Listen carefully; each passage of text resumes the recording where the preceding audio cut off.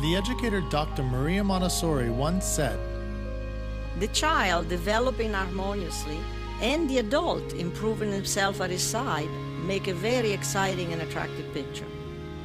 Welcome to Montessori Education with me, Jesse McCarthy, where we talk raising children and educating students while bettering ourselves right alongside them. Hello, everyone. Exciting times for me personally, as my wife and I just earlier this month had our first child, Ragnar. So when I was thinking about what to do today, I got kind of a little bit conflicted because I'm like, oh, should I share some stories? Should I do some quotes? What should I do?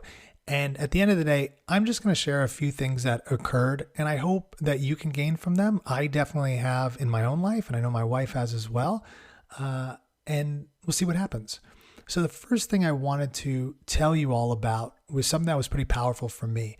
So the first night after Ragnar was born, so he was born super healthy, the weight's good, all these things, that measurements and so forth. He was born at 1:38 in the morning. And then, so that kind of night, he's sleeping, my wife is sleeping, but I'm up. Now I'm super tired, but I find that I'm up. And I'm not up out of just a tremendous love for Ragnar. I just want to look at him all the time. Although, I definitely have that. It's just so beautiful having a newborn. What I'm up for is because I'm feeling a little bit anxious and fearful about something happening to him while he's sleeping if I fall asleep. So, I catch myself, I'll doze off and I'll wake up and look at him and go, oh, is he breathing? I'll check to see, make sure his chest is going up and down, or I go real close to his mouth. And this wasn't like a sensible, let me just make sure he's all right. I consider this to be compulsive. Now, I've spoken to enough other parents to know that there are other parents that have experienced the same thing as this. Now, maybe some of you know better. And I'm not a fearful or anxious guy. I could say at one point in my life I definitely was, and I've done a tremendous amount of introspection and work to see what's causing me difficulties and working through that, and then just being comfortable with things I still got to grow on. So introspection is huge. So this popped out, and I was like, damn, this is too much. This is too much worry. But I also didn't really know, could something actually go wrong? And if I wasn't awake to see it, would that be a problem? So there was a sliver of legitimacy there, because infants, this is not my specialty. Okay, I've worked with children from infants all the way up to high school, but the one age that I don't feel super confident about is infants. Okay, the youngest. So the next day, we had Ragnar at a hospital, which I'll talk a little bit about later. We had to get checked out by the doctor, who would do kind of a, survey of Ragnar, make sure everything is, solid. So anyways, he's doing all these different tests. He drew some blood, yada, yada, yada. And at the end of it all, he's like, okay, yeah, Ragnar's great. And take him away. And I looked at him and I said, I just have a question for you, doctor. So last night, and then I went through what was happening. And I said, should I be waking up to make sure everything's fine? And he got kind of a little soft-eyed towards me, kind of like he's connecting with me, I think, like as a first-time father, and he said, it's a good question you're asking. And what I want to tell you, I'm going to be very direct with you, or blunt. I don't remember what word he used, but he said, if your child, something really goes wrong, where that he would stop breathing out of nowhere in the middle of the night, there's nothing you're going to be able to do about that. And that's what he told me. Now, I had done research on different things that can happen, the super rarities, like SIDS and so forth.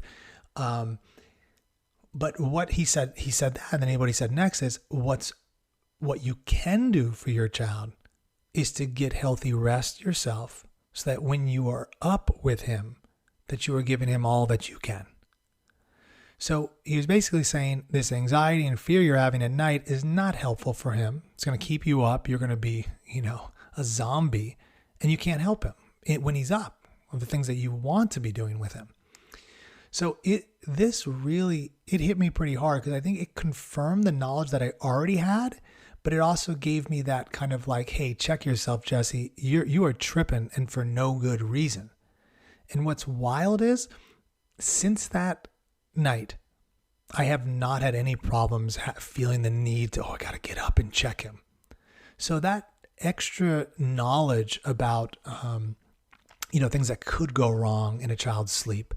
And then, just the doctor saying, hey, check yourself with this in a way, let's be real about this. It helped to alleviate the fear. And what it did is it turned around to joy. Like just a few minutes ago, I was putting Ragnar down, and man, I could look at him without a stress about it and just be happy with the beauty of this child and the joy of having a little baby. So I'm raising this in terms of Montessori because knowledge really is power. Having an understanding of child development, in this case, it was, what are some potential really bad things that could happen? But I'd rather turn around to what's the positive. How do children develop? What do they need? What do you want to be looking for in children as they grow up? All these different things that in Montessori we do. We prepare an environment specifically in the school, or if you're doing some Montessori at home, for the healthy development of a baby, or as they grow up, a young child, young girl or boy, all the way up until high school and beyond. So again, I'm raising this because I think a lot of parents and some teachers definitely, they have a fear about, oh my gosh, am I doing enough for my child? Is this right? Is that right? One quick clear-cut example of this that I've seen over the years is a general fear about drop-off, like the first time you drop off your child. Now, some parents are pretty badass. They're just like, hey, I know I've got to let go at some point, and I'm going to walk my child in, and then they're on their own. There's other parents that can come in and just be complete messes, like just bawling about their child. I mean, there's a fear, there's an anxiety, and interestingly, guess how a lot of those children are? Very similar. They're bawling, Mom, don't leave, I need you. Da, da, da, da. And so that fear that we can bring as parents, or anxiety, does not help with the child. You can imagine if I had all this fear at night and Ragnar's waking up and seeing his dad like looking over him, peering. It's not like, he's with it enough to go, wow, my dad is tripping out. But he's absorbing that emotion, that feeling of fear. We don't want that. So in a Montessori classroom, as a parent, if you're a parent listening, ask your teacher any questions that you have. If you're thinking about enrolling in a Montessori school and you're stressed about letting your child go, talk with the teachers, become close with the head of school, ensure that you actually relate to the head of school and it's not just some random daycare you're dropping off at, so that when the day comes, you can just breathe and your child will absorb that calm. I know I'm leaving my child with a safe, good place for him. And then a million other things as the years go on. If you're in Montessori, you might start tripping about, is my child really learning anything in this kind of hippie environment? I mean, I'm joking. I don't think of Montessori as hippie, but I know even the best of us that are in Montessori can sometimes, that's that relic in our mind going, but shouldn't they be taught math exactly at this age? So one way to get rid of that anxiety or that fear that pops up is to get more and more knowledge. Go speak to the teacher. Hopefully she can talk thoughtfully about the math curriculum in Montessori, for example. Right? And what that knowledge will do, knowledge is power, it will alleviate some of that fear. And well, if you don't find that the knowledge is alleviating the fear, you got to go back and do that introspection. As Montessori once said, the real preparation for education is a study of oneself. So I'm talking about the power of knowledge here, but you also will have to have a knowledge of yourself, because it could be deeper stuff if you're still tripping out, even though it's a good thing for your child to be going to school, or it's a good thing that he's in Montessori because he's learning so much math, science, history, independence, practical life skills, and so forth, but you're still tripping. That might be an internal thing. So anyways, that story about me and Ragnar that first night, it just had a huge impact on me. And with the doctor, it's another example for me of, if I have a fear or I have an anxiety, take a deep breath, ask somebody with real knowledge, ask them for some insight, do that independent research. And I don't mean the tripping kind when you're on Google going, oh my God, has my child got, this 1 in a jillion disease, and not that type of stuff, but just like an objective, calm, let me research if my fear is grounded in any reality or it's just, anxiety and tripping. The second story, this is the big one. So, interestingly, my wife, I always wanted kids. My wife wanted kids too, but she had a massive fear of the pregnancy in terms of the pain. Is this going to hurt so much that I don't want it? Now, I think a lot of people have this, and one, because of just the general kind of Hollywood view of what pregnancy is. I mean, I definitely had this, like the pain, I think I mentioned this in an earlier podcast episode, but the mom's screaming her head off. She's squeezing the hand of the husband till it he's got bruises the next day, that type of thing. When, that might happen for some people. I don't think that's the most healthy pregnancy now, having researched this and been through at least one. But it could happen, but generally it doesn't have to be that way. But at the time, my wife didn't know that. And so it was such a fear that, hey, maybe I don't know if I want to have a child, a natural, quote, natural birth or a vaginal birth, because I'm the pain. So what she did is she started doing research. And then as well, I did as well. I know so many people in, the birthing community, particularly in Montessori. So I started reaching out to people who I know. And then, and if you don't have those people, you can just talk to other people who have had babies. Be careful of the scare stories, of course. But Alessandra, that's my wife, she did a research and started to realize that some people had really, not completely easy. I mean, it's going to be painful, but it wasn't like the hellish experience that sometimes we'll see in these crazy Hollywood movies. So she got that as support from others, and then, researching it. And what she also did was she was read up on books, or read books.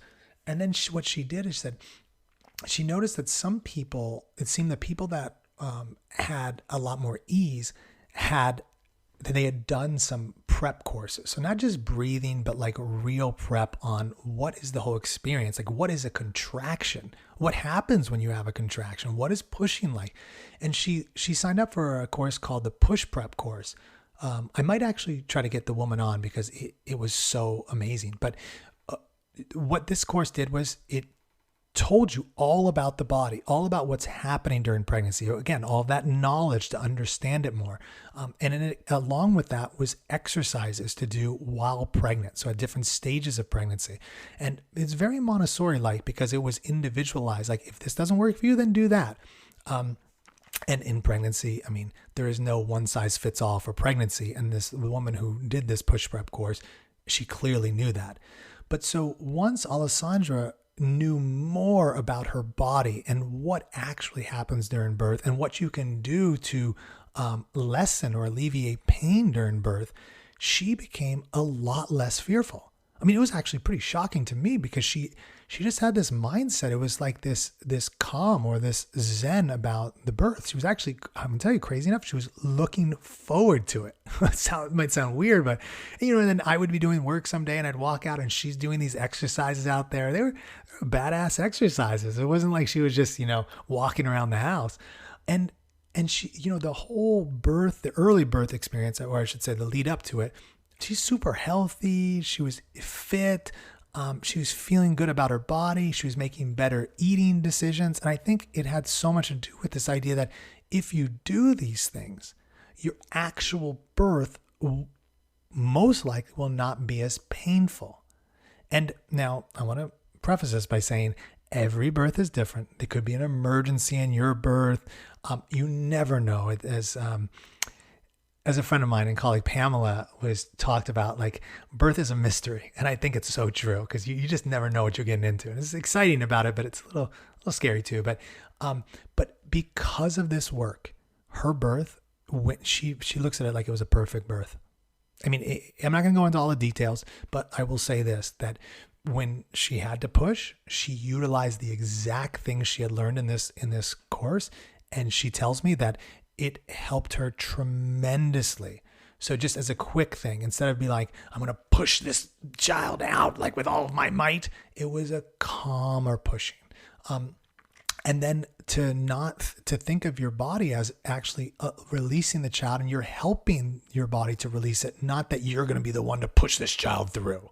That's just one quick little thing.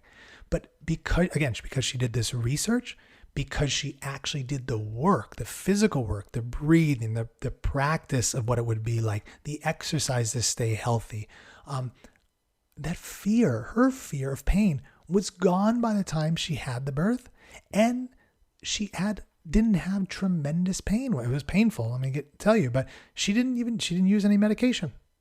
And she talked about it afterwards. She said, yeah, it was painful, but this is not one of those stories like, oh my God, it's the worst thing ever. Man, you don't know that type of stuff, which as a male, I've heard all of my life. I'm happy I don't have to go through this in terms of the pain, so don't get me wrong, but it's always this thing that men will never know. There's something weird about that. But the way that she handled it was just, I really look up to her for it. And we're talking about somebody who was in fear of pain so much that she was considering maybe not even having a baby, to somebody that was like a star. She was a star in birth. And we had a doula actually. And she asked my wife afterwards, she said, I think you had mentioned you took a course or something. Can you give that to me? Because in my work, like I could tell that helped you tremendously. I want to share that with my clients. So this is the doula saying that. And then we also got feedback from the midwife, because we had a midwife, but we were in a hospital just in case something went wrong, but we had a midwife. They were just so positive about how everything worked out. And again, they could tell that, this woman, Alessandra, my wife, she obviously knew something about breathing and calm because of what she was able to do in there. And again, I'm not just like putting my wife up on a pedestal or anything. We all have our different things going on, but for this case, it was tremendous. Like, it was just something so cool to watch. So again, this is a case of getting past fear by getting more knowledge. And then you've got to put in the work too, because just because you know something, going back to that drop off, just because you know that, Montessori school might be good for your child at 2 or 3 years old. So you need to drop them off and get them into a good school. That doesn't mean it's always going to be easy. You have to put the work into it. So you have to do that introspection. You have to maybe practice with your child going and dropping off, and then, maybe with a friend before school, and then maybe a few hours a day with a friend.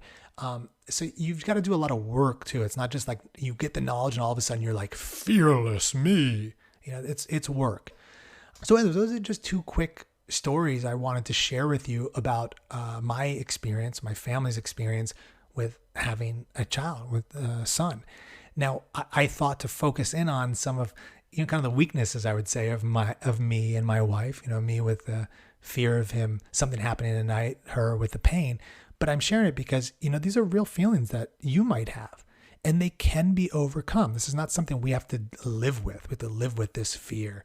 And I do want to add briefly here, because, having a child now makes the future even more important for me. I think the lessons that I'm talking about here, or the experiences I'm talking about here, are really important in the fact that I spend most of my time trying to better myself, working on myself. Now, I'm sharing some of that with you all out there. But the first thing I know is that if I want to have any impact on the world in a positive direction, particularly for my son now, but also because I want to be around people I enjoy being around. I want to be around people that aren't anxious all day long. I want to be around people that aren't, harming others, for sure. I know one of the best ways to do that is to first ensure that, my house is in order, as they put it. There's a quote actually I want to share. It's from the man Confucius. He's got some good ones. Some other ones I'm not too into, but this one I like. It's, quote, "To put the world in order, we must first put the nation in order. To put the nation in order, we must first put the family in order. To put the family in order, we must first cultivate our personal life. And to cultivate our personal life, we must first set our hearts right." End of quote. So, I just wanted to broaden this out, because I know, at least in America, that, lately there's just been a lot of fear, right? There's fear around COVID. There's fear around war. There's fear around the earth is going to explode, in 10 years or something. There's all sorts of fear. And my view is that there's something deeper going on than any particular thing. And I think that's more of personal fear and anxiety that's not dealt with. Okay, I'm not going to defend that statement, but I've found that a lot of the people that are super focused on, I need to change this about you, or don't you see the world needs to change here, and they're kind of in your face with it. And that can be a religious thing, a political thing. It goes all over the place. Oftentimes, it's pretty clear that something unhealthy is driving that. And again, I started with an opening here of my own fear. So it's not like I don't have some of these issues. I've just over the time realized that the more intense I get about trying to convince somebody of something, the more I go, oh man, I gotta chill out for a little bit and look within. And I think that's what Confucius is saying. And I think that's also what Montessori is getting at when she said, again, the real preparation for education is a study of oneself. We got to start with ourselves, knowledge of ourselves. And then, of course, knowledge of children, child development. So put that work into it. I hope these stories have been somewhat useful or at least interesting. Write me. Let me know how it's going. If you enjoyed this podcast, leave a comment. You can always write me. You can find me at montessorieducation.com. You can leave a note, on Apple Podcasts, or if you're watching on YouTube, leave something, or Facebook, wherever you're looking at this, drop me a line. Let me know what you think. Subscribe to the podcast for sure. Share with somebody you might think could gain from it. I'm really appreciating your comments. I've had a few people writing in with topics. It's actually the adolescent episode that I recently did. That's because of a lot of people writing in telling me. So write in, tell me what you want to hear about. And I think that is all I got for you. Cheers to all you new parents out there. Cheers to all you old school parents out there. Cheers to all you teachers helping with those parents with their children. It's good times all around. Happy to be with you guys, and I hope to talk soon. Adios for now.